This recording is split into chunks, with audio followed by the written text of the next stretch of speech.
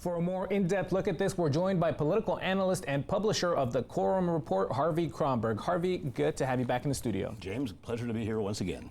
So, Harvey, over the weekend, Senator Ted Cruz proposed a compromise to fund TSA and other DHS agencies, just not ICE. President Trump quickly rejected that, leaving Senate Republicans kind of in the same old place where they were. But does this show any cracks of Senate Republicans saying, hey, maybe we're starting to get the blame for some of this? Absolutely it does. Senator Cruz is chairman of the very powerful Commerce Committee, through which all kinds of commercial things go.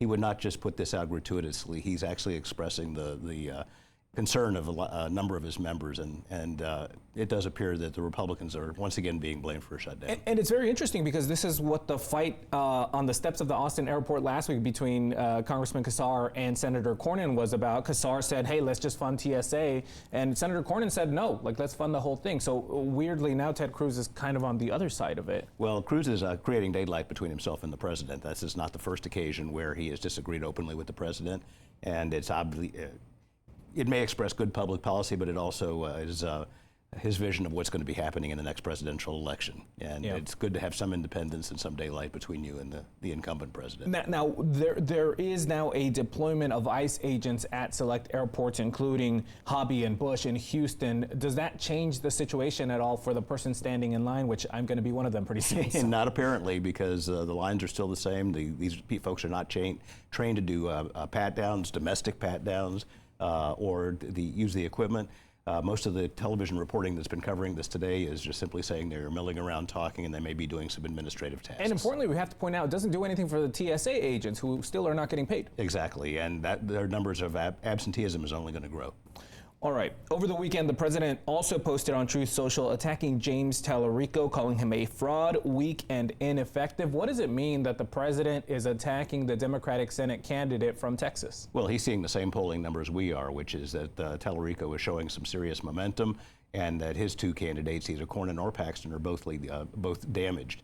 But what's interesting here is that it foreshadows what's about to come, and that is any number of very liberal, pro-transgender things that Talarico has said are being filtered into the mainstream. He's going to need. He's talking about building a coalition with new voters. There's not enough new voters in Texas to overcome structural Republican numbers, and I have a column that's out today that essentially argues that litigating this in August, some of the statements that he's made, is going to be too late. That attitudes are going to be baked in. He needs to be confronting some of this stuff today. How does he do that, Harvey? Because this is a question that we've kept asking over and over on this program. How does he do it? He didn't want to fight in the primary, but he's going to have to in this general, right? Right. He's been shrugging it off, and most of what he's been doing right now have been rallies and podcasts. And the podcasts have been friendly, kind of fawning podcasts. If I were giving advice, and I'm not giving advice, is go on Joe Rogan specifically to have him challenge you on some of these things. He's got the audience that will probably decide this election, and that's going to have to be that kind of aggressive outreach to deal with it and inoculate himself now.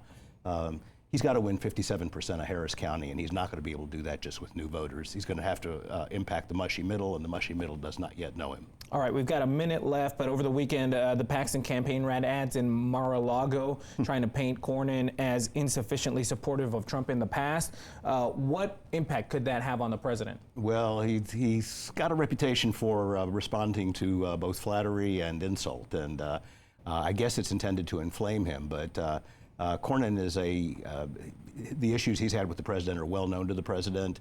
I think what they're really looking at right now is both winnability on one side, which would be lean towards Cornyn, but not alienating your MAGA base on the other side, which lean toward Paxton.